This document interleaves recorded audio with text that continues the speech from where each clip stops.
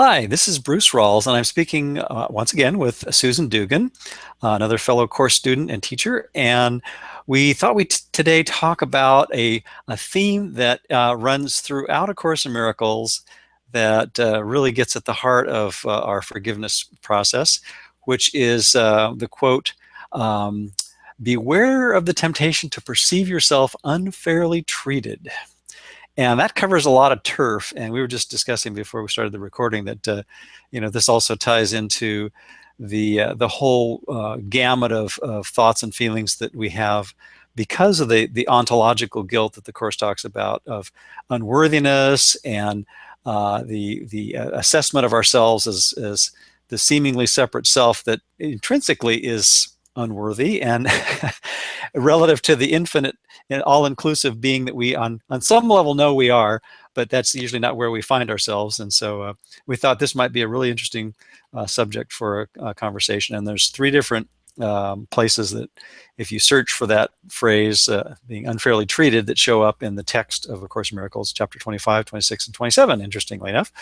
And so anyway, welcome, Susan, again. And would you like to make some opening remarks about this?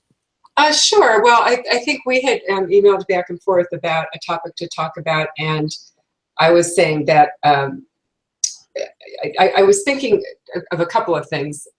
Ken always said to challenge every unkind thought, and I had been sort of working with that, and quite effectively, it was I was able to sort of, in a lot of cases, challenge judgments that were coming up, both self-judgments and there are always self-judgments in truth, but judgments of others, and not really kind of just recognize them as they were. And so I was kind of humming along in a fairly right-minded fashion for a little while, and then as often happens, also well, actually, I'll just tell this story. Last weekend was my birthday. And happy so belated, by the way. Thanks. So we always have, we may not even, at this age, we shouldn't really have any expectations of our birthdays, but nonetheless, we do. We're still, we still think we're bodies, and we're glad to be here, I guess. I was having a very nice birthday weekend because my birthday fell on a Monday, and it was so we were sort of doing some things. We were going out to dinner on Saturday night, and my husband actually made me a cake on Friday, which is like completely unprecedented. He's never made a cake in his life, as far as I know. And also just sort of coming up with that was pretty sweet. But so I was having a very nice time. We were we went for a nice bike ride, and we were just having a really good Saturday. And then I've been writing fiction again, and I had been sending out. I had sent out this short story, and I got another rejection on it that day, and I just caved. I just went into, which is also kind of funny because I had a prior experience a couple weeks earlier with a rejection, which is, if you write fiction at all and have ever tried to do this. For most people, there's a lot of rejection involved, and even for people that are very successful at it, which I am not. But so I got but prior to that, a couple weeks prior to that, I had a very right-minded experience around that, where I kind of just had this, because I had this long special relationship with all that rejection in the publishing world. And had basically stopped doing it, for a long time. And so I had this experience of really, in the moment, kind of saying, I don't have to, this is not what my this is not where my self-esteem comes from, as Ken said, and really the Course is saying our self-esteem comes from God. It's not about anything that we do, it's what we are, and it's not about these personal selves and what they can achieve and all the things that we think it's about. But I had that on a very experiential level, which was really lovely. I knew that it wasn't a trying to get to it intellectually. It was just a very spontaneous experience, and so that was very, very welcome. And then I had the a backlash where my back went out, which is not which kind of happens. But anyway, this time, so this is a couple weeks later, it happened, and I was, going along and having a very nice experience, as I said, with, just being basically like-minded and having informed a very nice experience. And just as I said, I just kind of cratered, and I was not able to see that at all. I felt completely like my self-esteem was completely at stake and shattered, absolutely shattered. Just, I'm nothing. And also this is part of my ego story about it too, is now I have absolutely no purpose in life. It's kind of like, now what am I going to do with this, with the creative impulse? And so then I went into that whole thing, but what I noticed, and I mean, I still was trying to work with this from the Course perspective, and to be, to remember that Jesus was there somewhere, although, I certainly wasn't feeling any presence of that. And so I later had an experience where we ended up being around some people, and I had someone who kind of triggers me, or has triggered me in the past, and who I've used in that way. I mean, obviously it has nothing to do with the other person. And so I found myself really triggered by that. And what I started to see as I was trying to work with it and look at it within, and that led me even deeper into the pit of guilt, by Monday, I was just like, just at the bottom of really perceiving myself not only unfairly treated, but unfairly treating, and never going to make it home, never going to, it was just, horrible. But what I was really seeing and trying to ask for help with looking at that was how it doesn't matter what side of this, you do it. I mean, as soon as we believe that we're unfairly treated, we've chosen the ego, and then it really is like, a deck of cards. I mean, it just, everything within the ego thought system is just, unless we choose again, unless we're able to choose again, we're going to see separation everywhere, and we're going to see ourselves, more importantly and more heartbreakingly in a way, as completely cast out again. It's almost like we're reliving that original experience, that, a reflection of that original experience where we experienced ourselves cast out of heaven as a result of our believing that we had overthrown the kingdom, and now we really are not worthy ever again of anything. And so, so that's what we're always reenacting. And of course, we're completely unaware that when he talks about the temptation to perceive yourself unfairly treated, what we're unaware of is our attraction to it.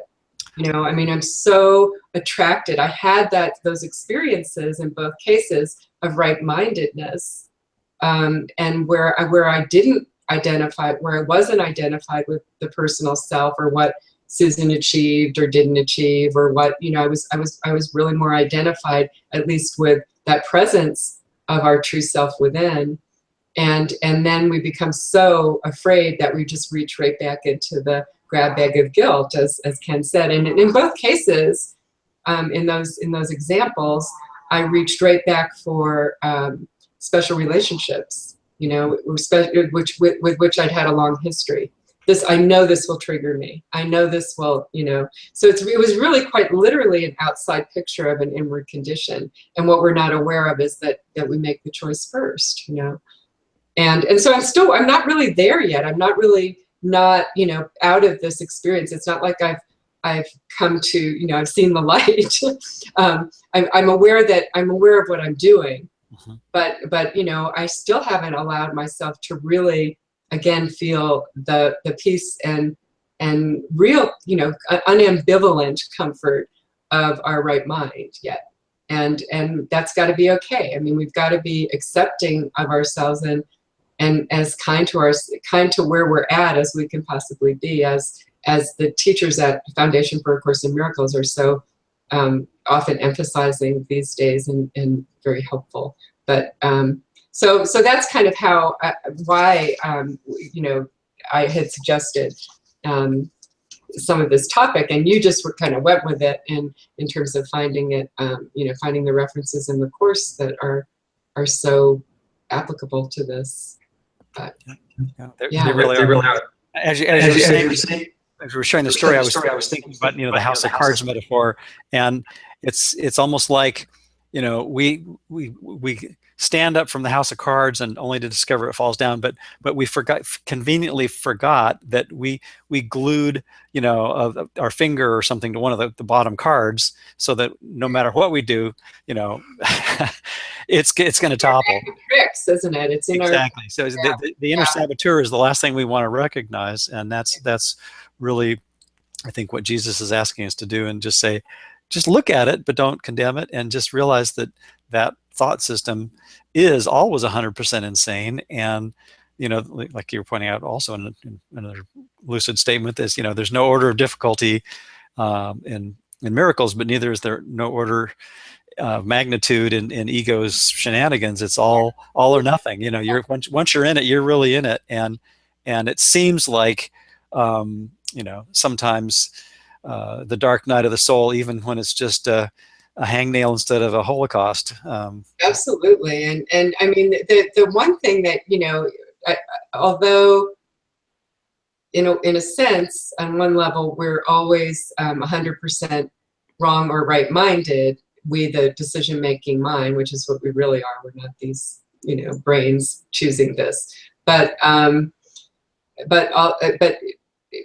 practice, I think there is this sort of interim, ambivalent state that I'm talking about, where I sort of am now, and within that, the practice really is to just remember that I'm wrong, and that's what I've been having. We have a small Tuesday night class here in Denver, and I've asked the students for the last couple of weeks to really focus on just introducing that idea that maybe I'm wrong.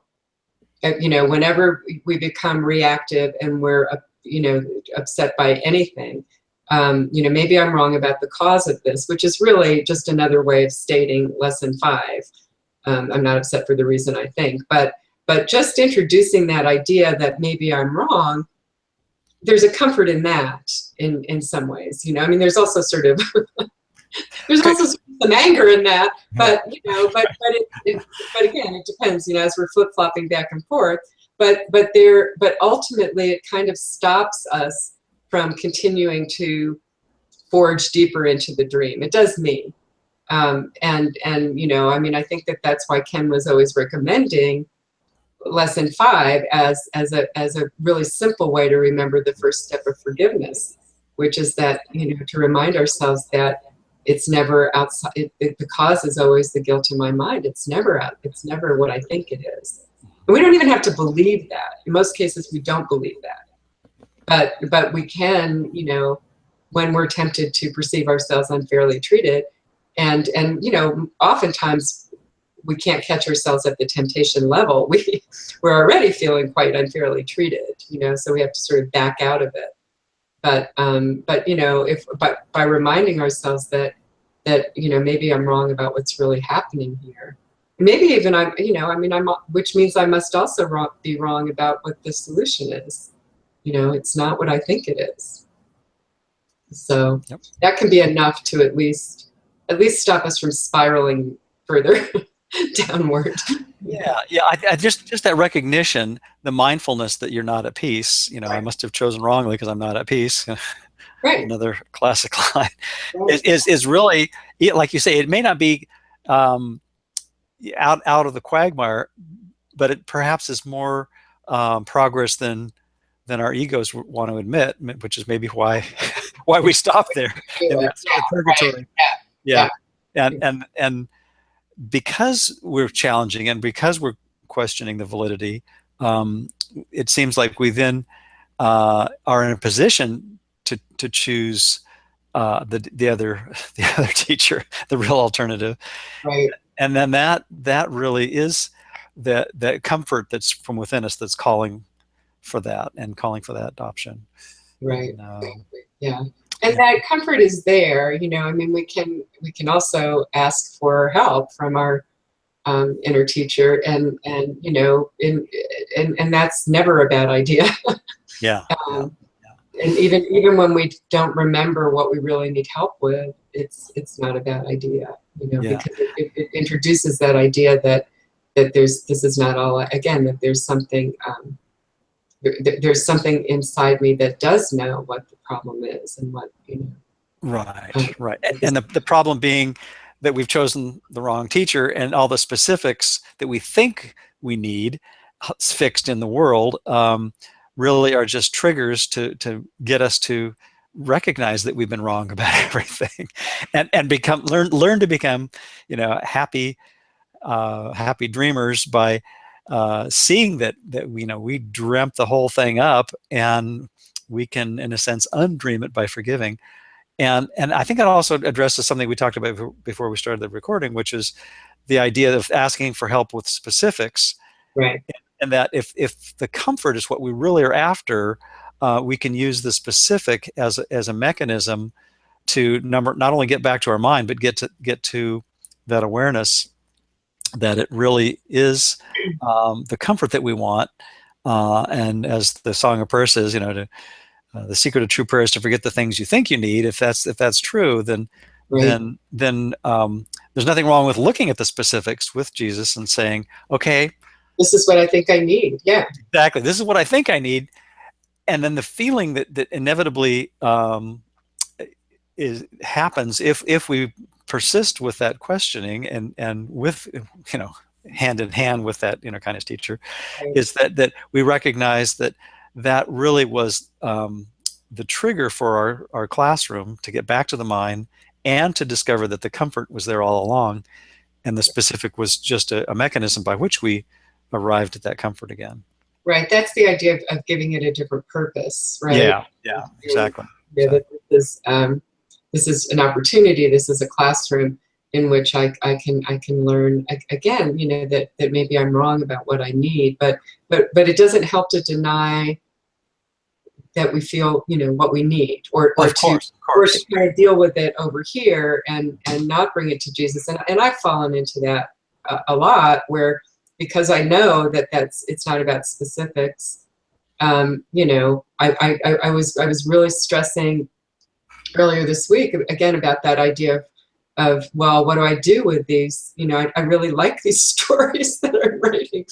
So, but you know, maybe it's a big waste of time. Maybe I should just be writing about, you know, the course, or you know what I mean. I got into that. So give me some clarity on that. Like, you know, I mean, and I mean, the truth is, Jesus doesn't really care what we do, you know, but I think that we can still ask for clarity, and we can still ask for, you know, and certainly when we're really in fear, I know, you know, I mean, we're in you know, something happens with our body, or we're in you know, a dangerous situation in a car or a plane, or whatever, or you know, something that throws us into a lot of fear for our physical well-being, or the physical well-being of someone else, then you know, I mean, we crawl back down the ladder of prayer in many ways, and it's okay to say, you know, hey, I'm not there yet, you know, and I really think I'm a body, and you know, please, whatever you're helping me with, I need help, because I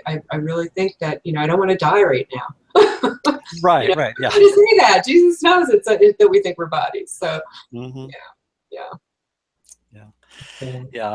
I just as an aside, when you mentioned the short story situation, I think I've bypassed that. I've sort of done a convenient avoidance strategy by self-publishing. I don't have to deal with rejection letters, so that's been my approach. Right. Yeah. Well, and I've done, you know, I've done some of that too, but not with my fiction so much. Okay. But yes, absolutely, and that may be how I end up bypassing it too. But I mean, it's not that it's really the process of writing that really is the fun part, you know. Right. And I mean, you like to have people sometimes read it, you know. I mean, it doesn't have to be a huge group, but it would be nice to know that you reach someone else, that it moves someone, or that it touches someone. I think all writers, you know, don't really write completely in a vacuum. They all write with some sort of reader in mind, you know. Mhm. So trying to communicate, trying to reach out, trying to not feel so alone, as we all do. Exactly. You know, Exactly. it's the way that that kind of um, brain works. I mean, but you know, everybody has a way of doing that, and some way that they're trying to communicate. You know, so yeah, yeah, And I think that ties into the, the topic du jour is the communication really is, in truth, uh, infinitely, we're all infinitely connected as one being. We get the route to that is the sameness through the shared interest and forgiving our belief in separation. And and that interconnectedness is really, um, you know, the kind of the way out right, of being unfairly treated, because there's nobody that has a better or worse treatment than anyone else if we're only just dreaming of things being different. Um, right. And so really, everybody here is. I mean, we're all dreaming of punishment. yeah, You know, exactly, we're exactly. all dreaming of punishment. Our dreams vary in how that punishment is leveled Right. out, but you know, often it doesn't really matter either if it's punishment toward me or someone else. You know, it's equally painful, Right. Right. and that's really what we call the human condition. You know, this is painful, this is suffering, to believe, to belittle have belittled myself so much as to believe I could have done what I'm accusing myself of, which is you know, destroying love. Really, I mean, when you ultimately, you know, that's what we think we did. If God is all united, undifferentiated love, and we think we created something other than that, which is impossible, then the thought always is that we destroyed love. Yeah. And you know, there's that nagging. You and I have talked a lot about lesson 182. There's that nagging sense of being this child now that is born into a body and knows that, you know, it's trying to get needs met that can't be, that it doesn't deserve.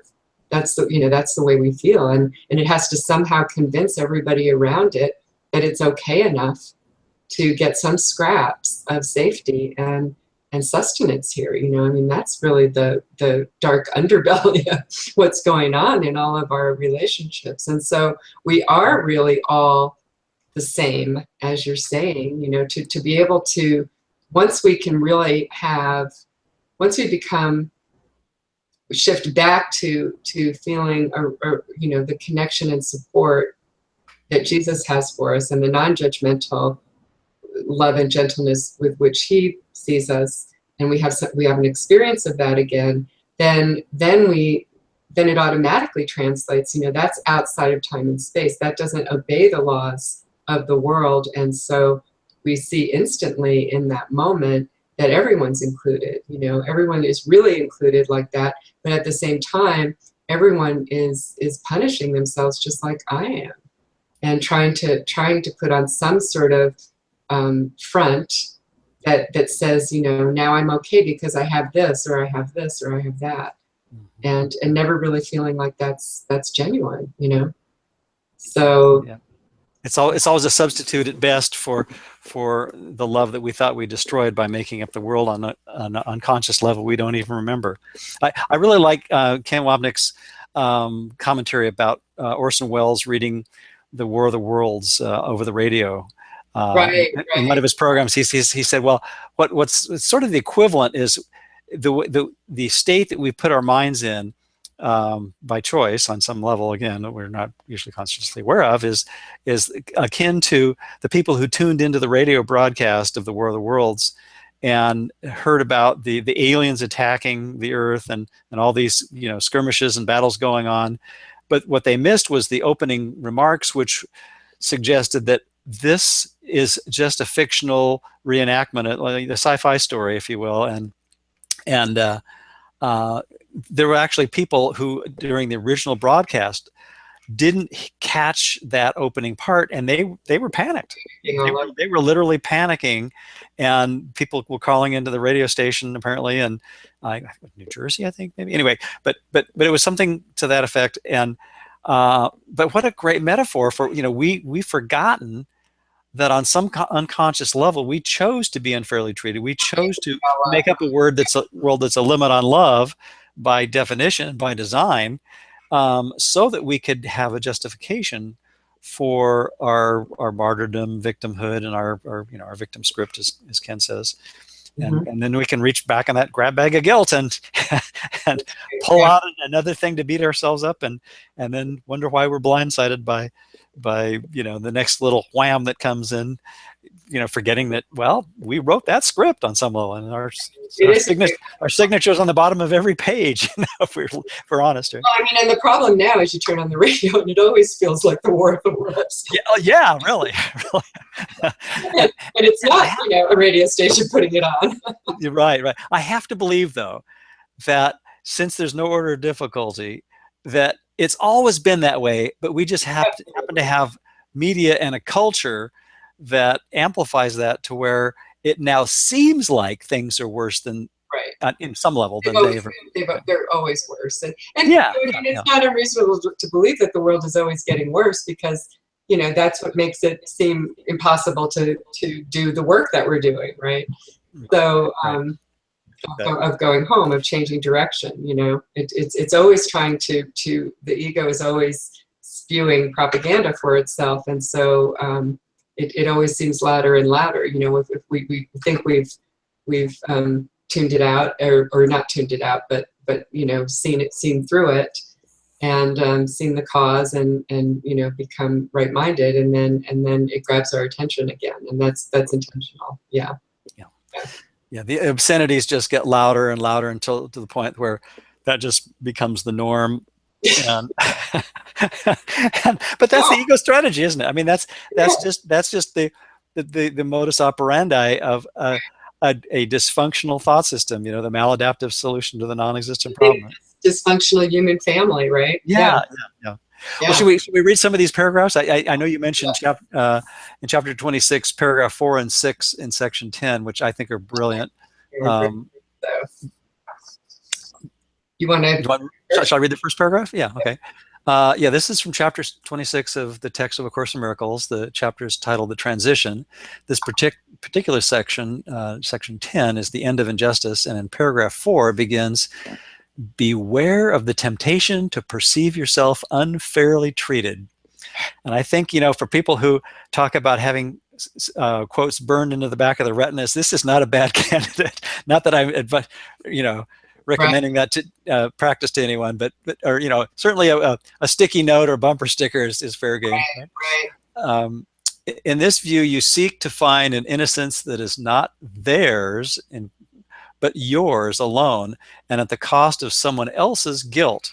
Can innocence be purchased by the giving of your guilt to someone else?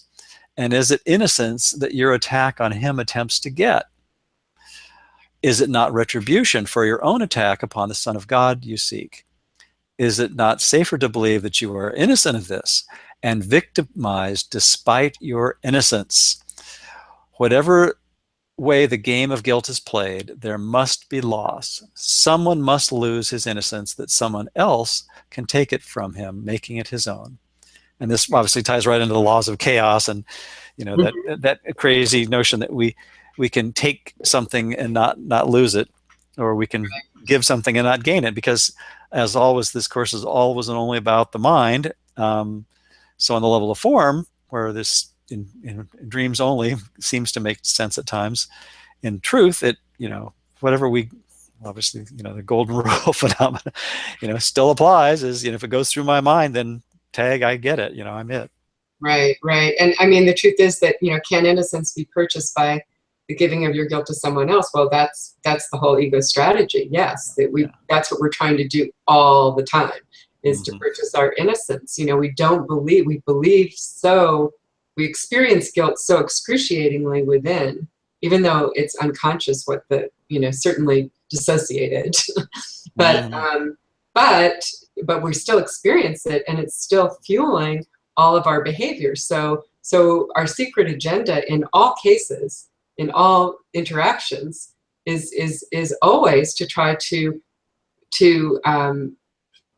perceive myself more innocent than someone else. as Mm-hmm. relatively innocent. And for that to happen, we have to have some experience in which the other person is more guilty. I mean, that just, that follows. And so, so that's always what, I mean, as much as I was using that example of the rejection, I mean, from the egos, a part of me that I'm out of touch with was gleeful when that happened. Because, again, it's almost like the price I had to pay for having a good day, for my husband making me a birthday cake. Now you will suffer. You've Yeah, had but your fun. it is. It's like it's the price of suffering and sacrifice all the time in the dream. That's how much we believe that we deserve punishment, and believe that punishment will somehow help us atone for the sin. And it's wonderful when we can have partners in this. And it's very easy to have partners in this because we interact with all these other seeming forms that in our dream we can always spin to make it look like they're the guilty ones, and it seems very perfectly rational from our perspective in our dream. Yep. Exactly. So yep. As you were saying that, I was thinking about a favorite quote from George Orwell from Animal Farm, which is all animals are equal, but some are more equal than others. And I was thinking for an Orwellian, or Machiavellian maybe thought system that the ego is, all it takes is the belief in differences. And as long as there's a difference, then the foot is in the door of the slippery slope of thinking that differences are important, and that my interests are different than yours or anyone else's. And therefore, as these paragraphs that we've been reading suggest, it's okay for some to be unfairly treated, but not others. So just as long as I'm, not unfairly treated. But then on some, again, insane level that the ego exists at, we secretly relish and savor the abuse, because that shows that if I'm a martyr, if I'm a victim, then by golly, it makes me, it shows that I'm innocent relative to this other thing. And it could even be our own bodies. It can be, it doesn't have to be another person.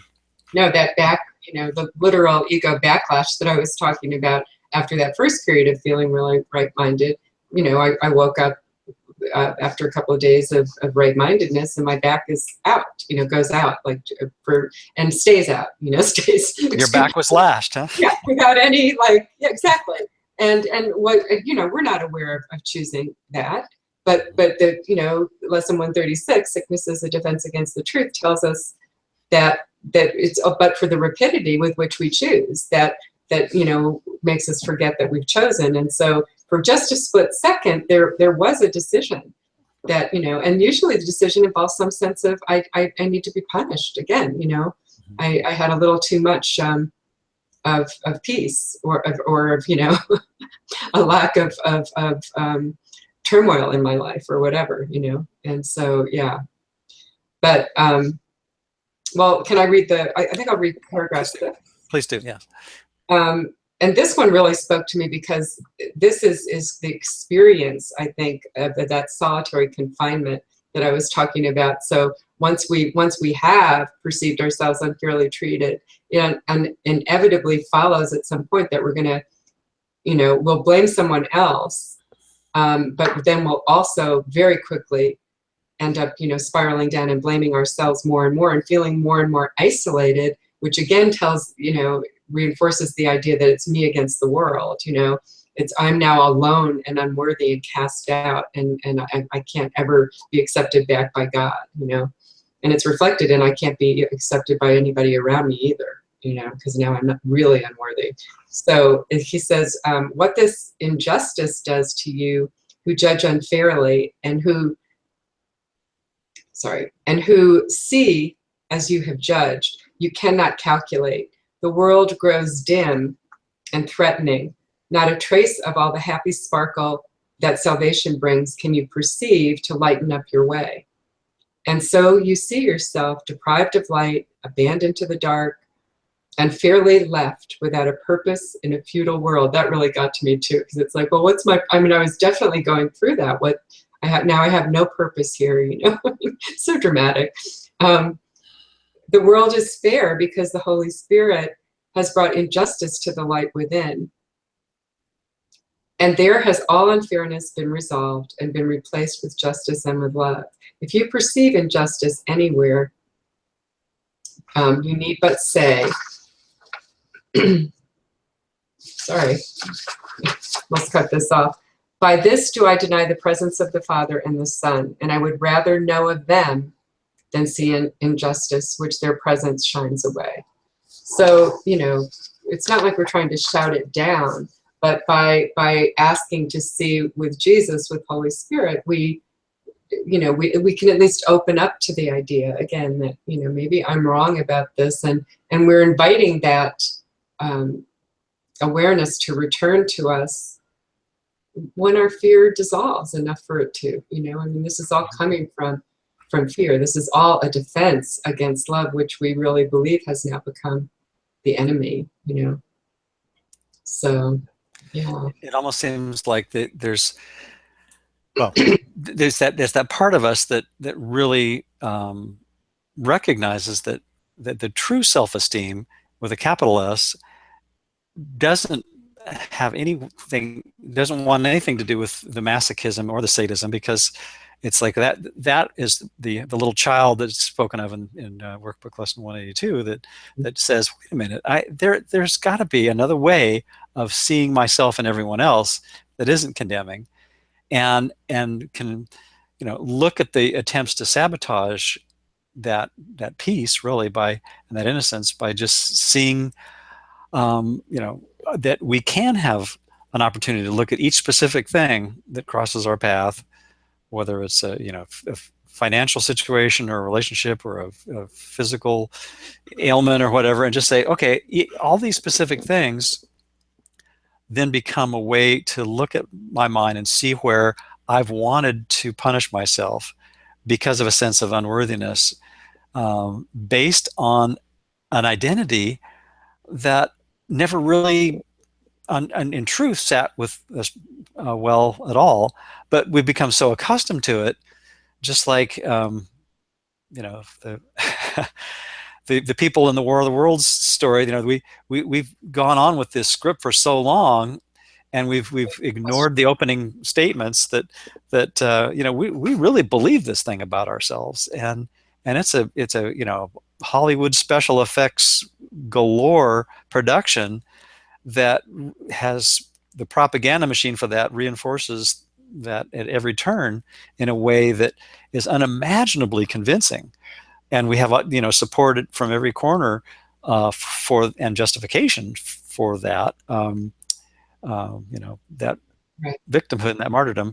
But that's not what we really want in truth, and I think that's what appeals to us all, you know, in terms of why we originally were drawn to the Course. I think is because we knew that there was that awareness that wasn't going to go away, that eventually would win out over the masochism and the sadism. There had to be another way of relating to each other, you know, that there had to be, that maybe, you know, well, I mean, I think we get to a point of, I can't stand how unloving I feel, how unloved and unloving I feel. You know, I know for me, that was probably what, you know, initiated spiritual seeking to begin with, and really spoke to me when I finally found the Course, was that idea of a better way, and you know, maybe I could entertain the possibility that I'm really not the home of evil, darkness, and sin, and I'm not different from everybody around me. You know, that everybody,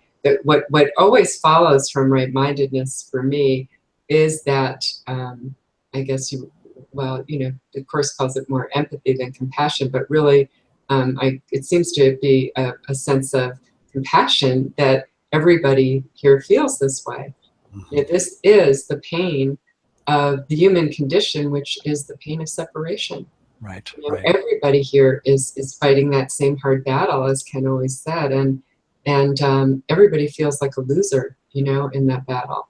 And so what I mean, once we're in touch with that, within ourselves, and which usually, you know, it does require that we acknowledge the pain of this, and that, you know, that maybe I'm wrong, and you know, maybe we're not we are not the home of evil, darkness, and sin, and maybe we're just all trying to find our way home, and I don't have to keep playing this game of guilt that this section is talking about, of trying to trade it off.